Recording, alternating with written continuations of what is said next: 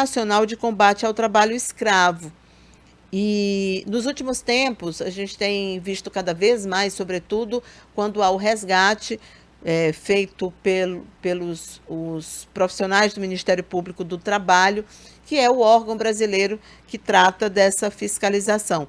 Só em 2021 foram 600 inquéritos instalados pelo MPT para investigar essas denúncias de condições análogas à escravidão no trabalho.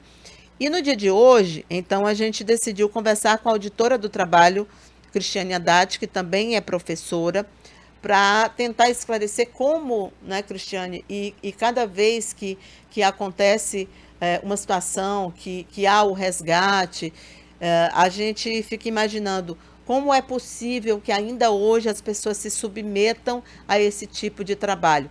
Mas eu acho que o nosso pensamento tem que ser exatamente o contrário. O trabalho está tão precarizado que já não surpreende que as pessoas aceitem trabalhar naquelas condições. Eu acho que essa é a visão que nós precisamos ter para tentar entender e, claro, que é o mais importante, prevenir que as pessoas caiam nessas armadilhas. Né? Bom dia, Cristiane.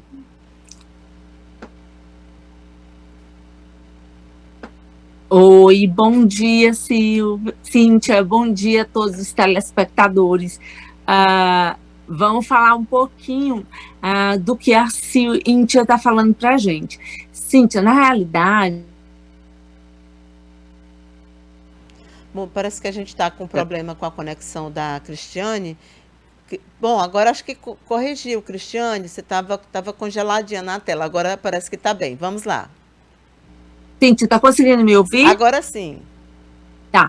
Bem, isso é um problema que ele é eternizado, porque, na realidade, nós temos a pobreza como mola mestra de tudo isso. É muito comum que se pergunte por que o trabalhador retorna. Muitas vezes você pega o mesmo trabalhador.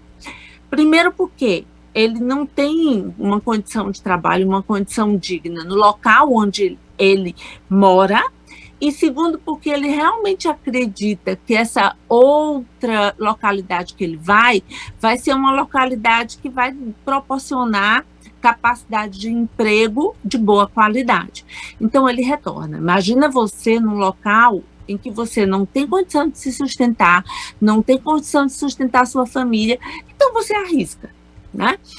E por causa você tem uma repetição desse ato de se expor a uma condição análoga ao trabalho escravo.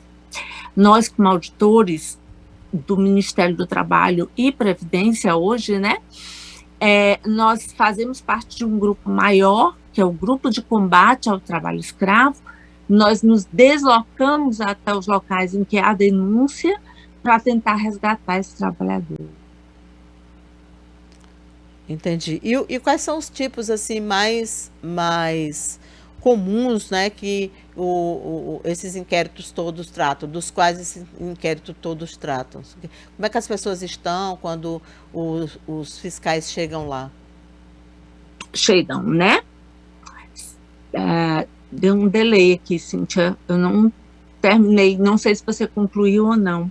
Isso, concluímos sim. Bom, isso. Pois bem, normalmente, quando a gente fala em trabalho análogo à condição de trabalho escravo, as pessoas imaginam muito aquela história do tá preso, do amarrar no sentido da pessoa não poder sair do local. Sim, a não possibilidade de sair do local, porque o empregador de alguma forma coloca seguranças, ou o local é difícil a saída mesmo, ela é uma forma de possibilitar o trabalho em condição análoga ao trabalho escravo, mas não é só isso. É você colocar o trabalhador, por exemplo, em local que seja totalmente inadequado, sem fornecimento de água, com excesso de horário, muitas vezes bebendo a água do mesmo local onde ele toma banho, onde ele lava roupa, onde os animais estão ali. Não fornecer equipamento de proteção para o trabalhador, a alimentação ser fornecida pelo empregador e ser de péssima qualidade, o fato do trabalhador muitas vezes residir no local e esse local ser completamente inapropriado, tudo isso remete à condição análoga ao trabalho escravo. E quando a gente se desloca para esses locais, né, junto com outros membros da fiscalização móvel, como Polícia Federal, Polícia Rodoviária Federal, Ministério Público do Trabalho e outros órgãos, a gente vai no intuito de ver se realmente isso acontece.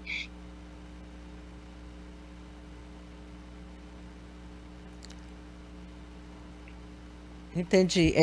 Eu acho que a sua internet ou a minha aqui, o que é mais provável, está com um problema, mas pra gente, mas deu para entender. É só caso você não nos ouça, é por conta disso. E bom, e aí quais são as penalidades que existem, né? Se empregadores forem Bom, flagrados, né, cometendo esse quando, tipo de irregularidade. quando a gente fala de penalidade, Cíntia, a gente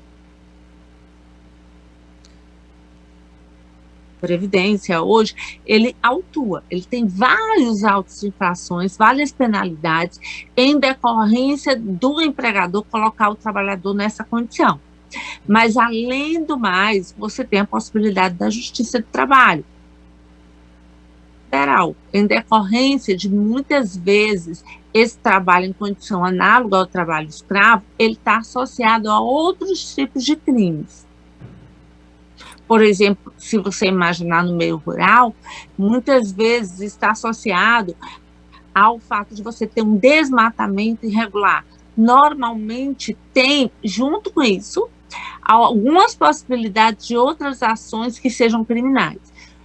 E como isso ocorre, a gente normalmente é acompanhado da Polícia Federal, exatamente para ter essa proteção.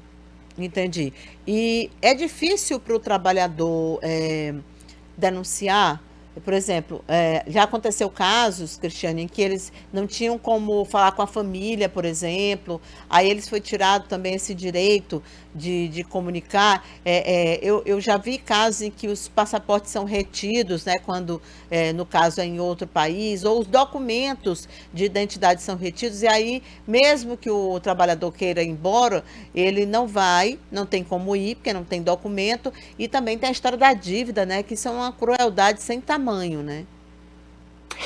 Cíntia, é uma coisa muito interessante que você está falando, porque as pessoas imaginam muito trabalho análogo à condição de trabalho escravo no meio rural, né? Uma coisa assim Aham. instantânea. Porém, no meio urbano tem muito, e numa indústria que a gente usa demais, que é a indústria da moda, né?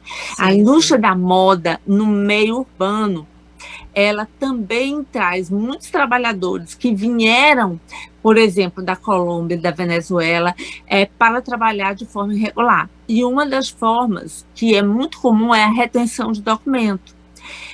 Porque com a retenção de documento, eu praticamente garanto aquele estrangeiro, né, aqui eu não estou falando do brasileiro que vai para fora, mas do estrangeiro que vem para cá, para a indústria da moda,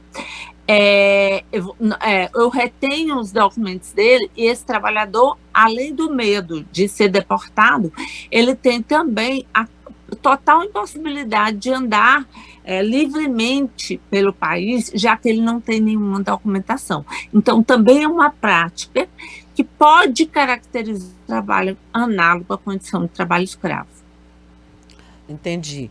Então, assim, as famílias se suspeitarem também, se houver, porque quase sempre começa assim, né? A desconfiança de alguém que é um pouco mais atento, atenta, às vezes a esposa. Eu queria entender também isso, como é que o Ministério Público fica sabendo se são denúncias anônimas, como é que essa fiscalização normalmente chega ao local.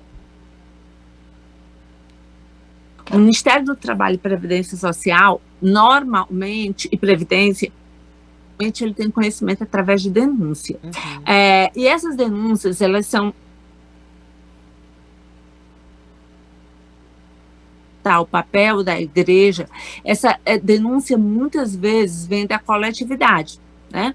Então, o pároco do local, ele toma conhecimento de que o marido da dona Maria foi trabalhar não sei aonde e nunca voltou perdeu o contato com ela. Então, esse é um meio da gente saber. Mas a gente também sabe através de denúncias feitas ou no site do Ministério do Trabalho e Previdência, ou através de sindicatos, ou principalmente sindicatos rurais, né, que tomam conhecimento. Muitas vezes é interessante, Cíntia, ressaltar que muitas vezes eles nem chegam a ir trabalhar, porque como o Ministério do Trabalho e Previdência toma conhecimento, muitas vezes a gente consegue interceptar esses ônibus que estão levando esses trabalhadores antes que eles cheguem no local. Aí, nesse caso, a gente usa muito da atuação da Polícia Rodoviária Federal. Tá certo. Olha, Cristiane, muito obrigada então. Acho que é sempre uma orientação importante, né? Às vezes aquela oferta de trabalho mágica, né, para ir para outro estado, nem sempre, claro, né? Existem exceções, mas infelizmente ainda há aquelas pessoas que fazem são as pessoas que chegam, os olheiros, né, que chegam nas pequenas cidades, oferecendo 1001 coisas, coloca esse pessoal num ônibus, num veículo clandestino, de qualquer jeito, chega lá, enfim, já está devendo a passagem. É uma coisa assim que a gente, às vezes, fica se questionando por que que isso realmente ainda atrai as pessoas. Cristiane, muito obrigada pela sua participação. De nada, eu que agradeço. Sempre que precisar para a gente comunicar à sociedade, porque muitas vezes uma esposa está ouvindo, uma Aham, filha está isso, ouvindo, e exatamente. possa aí ajudar a gente nesse trabalho, né? Porque realmente, só para encerrar, Cíntia, nós não temos no interior do estado do Piauí trabalho. Então, quando a gente não tem trabalho para dar, eles acabam aceitando vários tipos de condição. Mas o meu muito obrigado e sempre que precisar eu estou aqui.